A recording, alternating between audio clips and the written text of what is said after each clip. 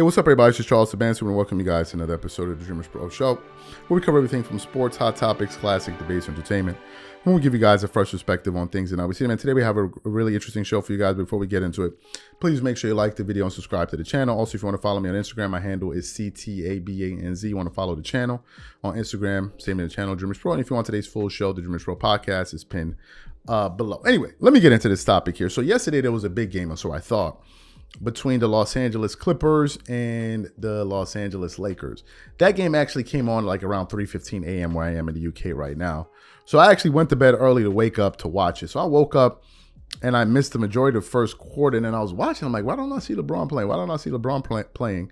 And then I realized that LeBron wasn't playing, and I immediately lost interest in the game. The reason I lost interest because that LeBron wasn't playing was because I wanted to see these two teams at full strength.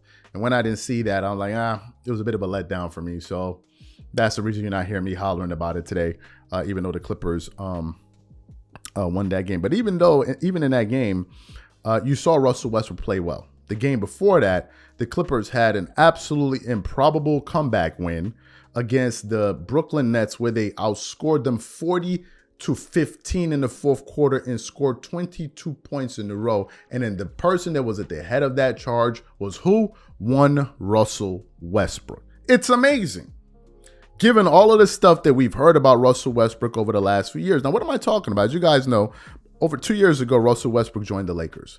At the time when he joined the Lakers, you had people in the media that was sitting up there, twerking it up all over the place, knocking over drinks, throwing honey, saying honey, slapping each other with honey, rubbing each other's bellies with honey all over the place, gyrating, talking about, oh, we're going to win the championship, just you wait. High five with some honey in my hand. That's what they was doing. They was twerking it up, living it up, living la vida loca, these people. Then what happens? Turns out that season, it ends up being a total disaster. The Lakers didn't make it into the play-in tournament. Halfway through the season, they all came to the conclusion that Russell Westbrook was the problem. By the second year, there were stories that were being released of Russell Westbrook being a vampire in the locker room. This came from Dave McMenamin, that Russell Westbrook was a vampire. I ain't never heard nothing like that before, that you compare a blood-sucking vampire. I was like, really? I never heard this about Russell Westbrook on any other team before in the history since he's been a basketball player. The minute he gets to the Lakers, now all of a sudden he grows fangs and now he's a vampire. What happened yesterday during the TNT broadcast after the game? They were covering it, and then they were going through the highlights, and Shaq was in studio. And as they were going through the highlights, Shaq basically called them out on live TV and said the Lakers tried to ruin Russell Westbrook's career. But before we even get into what Shaq said, this video is brought to you by our sponsor, Aura. Do you know what the fastest growing crime in America is today? It's identity theft. Imagine trying to log into your email only to see that your password has been changed. Then you start getting weird notifications from your bank and credit cards, only to find out that all of your personal and sensitive information has been totally compromised. If you think it can happen to you and your family, just know that in 2020, over 49 million Americans were victims to identity theft, costing them a combined $56 billion. That is why we are excited to partner with Aura, who's the sponsor of this video. Aura is the #1 identity theft and financial fraud protection.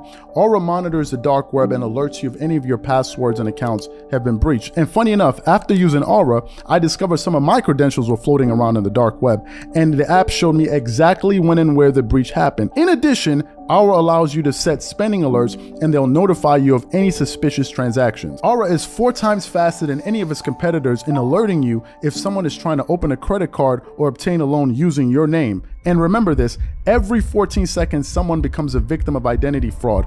Don't let it happen to you. Now click the link in the description and try Aura for free for 2 weeks and see if any of you or your family's personal information has been compromised. Start your free trial at aura.com/DREAMERSPRO. And when you try Aura, by using the link in the description below, also know that you're supporting this channel.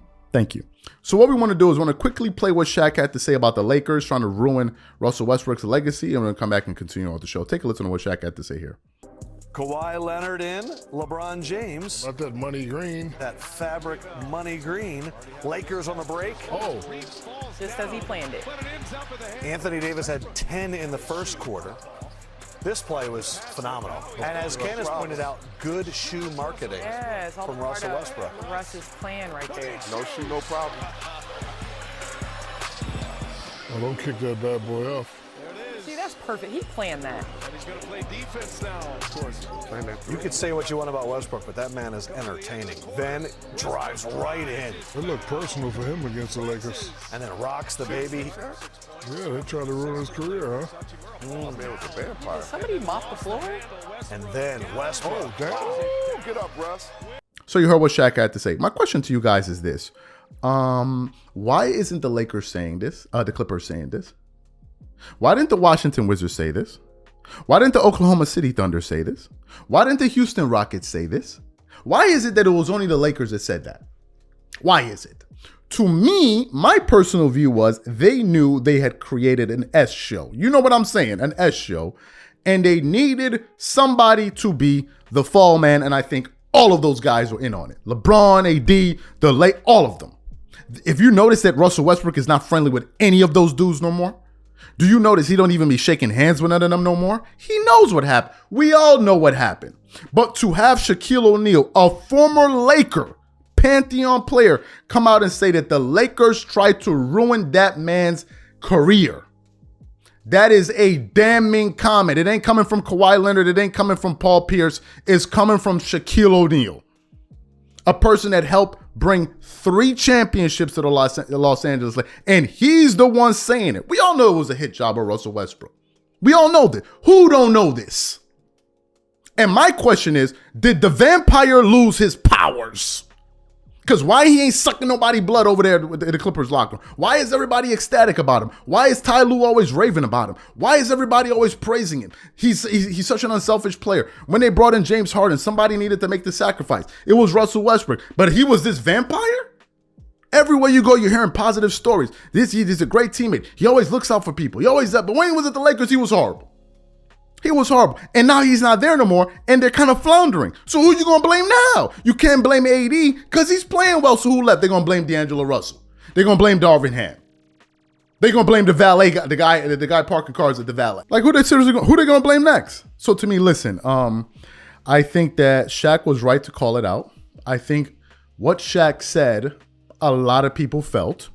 A lot of people. And I think that the way that they went after him, the way that the entire machine kicked in on Westbrook, it actually started turning people who were never Russell Westbrook supporters into Russell Westbrook supporters. That's what happened. Because it got to the point where, because it was happening on TV, with Skip Bayless, with Shannon Sharpe, everywhere you turned, they were crucifying Westbrook. And it got to the point where we're like, you know what? We want to see this guy win. We want to see this guy win because, I mean, the amount of slander that he got over those 2 years was unlike anything that I've seen. And not only did they affect his legacy, they also affected his money. Russell Westbrook was a $30 million a year guy. By the time he was done with the Lakers, now I think they're paying him, is it what, $3 million or something like that? $3 million. He went from earning above $30 million to $3 million. And you have people like Skip Bayless on TV talking about, right now, I think at this very moment, Patrick Beverley is a better basketball player than Russell Westbrook. It got that bad. And the irony was, all of the NBA players, former and present, they were all defending Westbrook. All of them. All of them. All of them loved Russell Westbrook. So to me, man, shout out to Shaq for saying what needed to be said. And to have Shaq say it, that's pretty damning. So these are my thoughts. What I want to know from you guys, what do you think about Shaq? What he had to say? Do you think he's on the money, or do you think that was just totally uncalled for? Whatever you guys think, please leave your thoughts and comments in the comment section. We catch you on the next show. Peace.